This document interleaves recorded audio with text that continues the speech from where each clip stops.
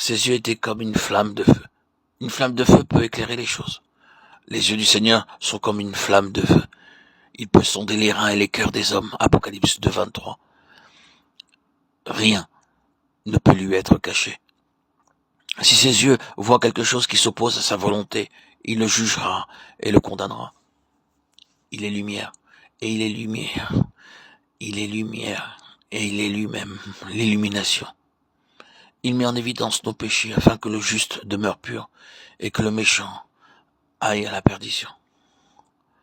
En parlant de l'apparition du Seigneur, le livre de Malachie déclare qu'il sera comme le feu du fondeur, chapitre 3, verset 2. Lorsqu'il rétablira Israël, le Seigneur les purifiera par l'esprit de justice et par l'esprit de consomption.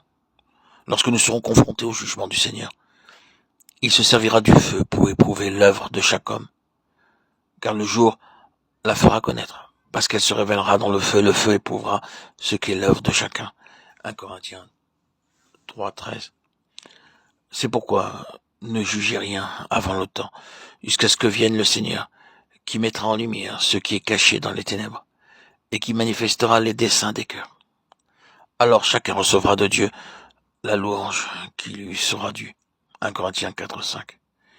Et car il nous faut tous comparaître devant le tribunal de Dieu, afin que chacun reçoive selon le bien ou le mal qu'il aura fait, étant dans son corps. 2 Corinthiens 5, 10. Nous devons nous souvenir que nulle créature n'est cachée devant lui, mais tout est nu et découvert aux yeux de celui à qui nous devons rendre compte. Hébreux 4, 14. Qui peut échapper à son regard? Nul de nous. C'est pourquoi chantons aujourd'hui ce cantique chaque jour. Mes yeux, j'élève, la lumière du jugement m'examine. Puisse toute ma vie et mon œuvre soutenir le feu de ce grand jour. Ses pieds étaient semblables à de l'airain ardent. L'airain, dans l'écriture, symbolise le jugement. La cuve qui était placée entre la tente et l'autel, ainsi que le serpent fixé sur une perche dans le désert, étaient tous deux entièrement faits en airain. Exode 30, 18 et Nombre 21, 8, 9. Ses pieds étaient semblables à de l'airain brûlant. Cela nous montre que toutes ses œuvres, ses voies et sa marche sont entièrement justes. Ses pieds étaient semblables à de l'airain ardent, comme s'il eût été embrasé dans une fournaise.